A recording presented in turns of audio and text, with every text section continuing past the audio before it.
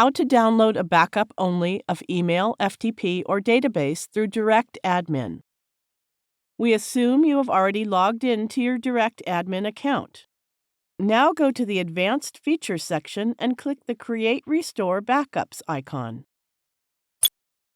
This is the main backup interface, where you can select specific portions of your account to back up. You can also select the specific domain from here. Leave it checked if you want anything in your backup.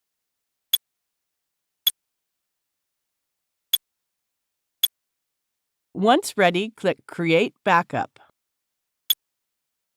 It sends a message on the successful creation of the backup. Go back to the main page and scroll down to the Support and Help section.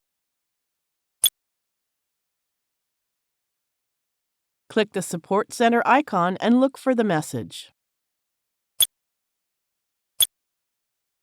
The backup is ready. Now let's go to the File Manager and download the backup to our computer.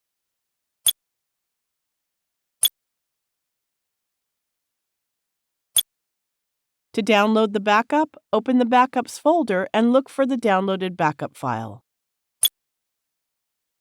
Right-click the generated backup file and select the Download option. The download of the backup is complete. Thank you for watching.